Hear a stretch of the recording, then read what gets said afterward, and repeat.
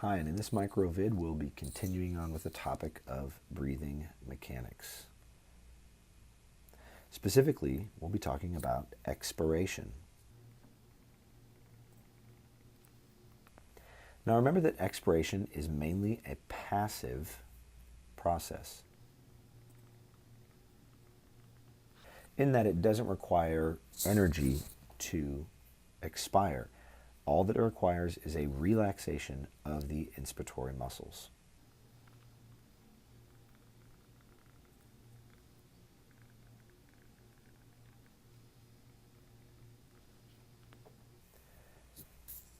Now, the elastic recoil of the lungs and the surface forces that act on the lungs provide the force required to return the lung and the chest wall to FRC, that is, functional residual capacity.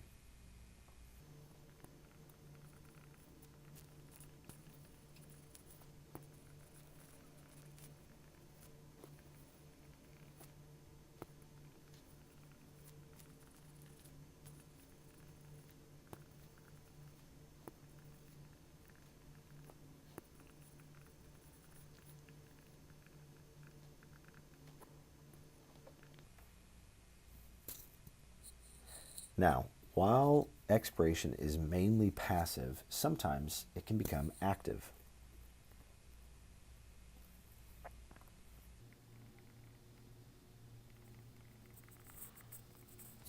And we call active expiration forced expiration. And during forced or active expiration, we have contraction of the internal intercostals and the abdominal muscles.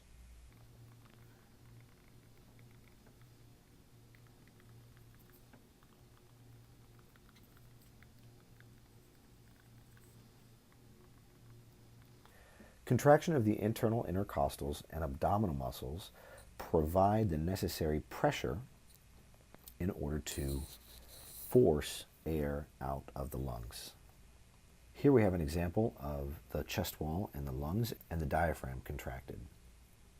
When you have relaxation of the diaphragm, this is relaxation of the inspiratory muscles, the diaphragm reverts back to a non-contracted state. You have recoil, the elastic recoil of the lungs, and the surface tension causing the lungs to collapse.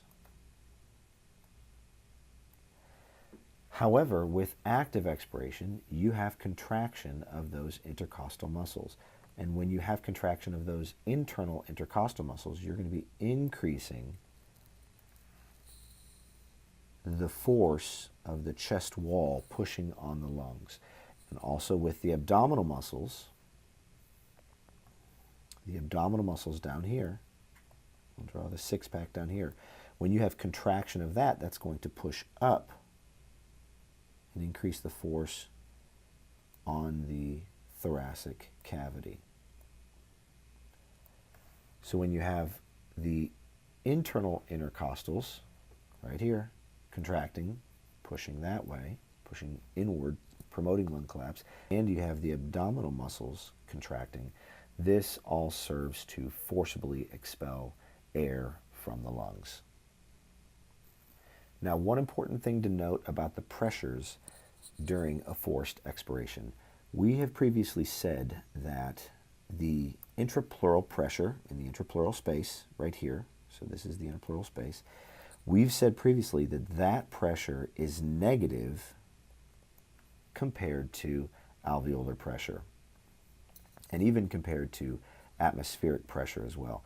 However, during a forced expiration, the intrapleural pressure can become positive relative to atmospheric pressure.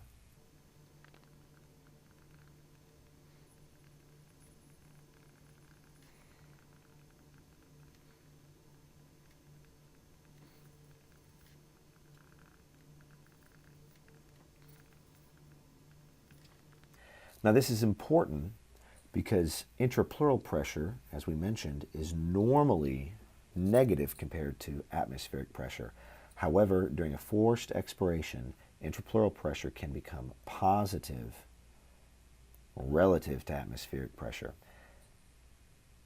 That being said, realize though that even though intrapleural pressure becomes positive or can become positive during a forced expiration, it is still negative relative to alveolar pressure.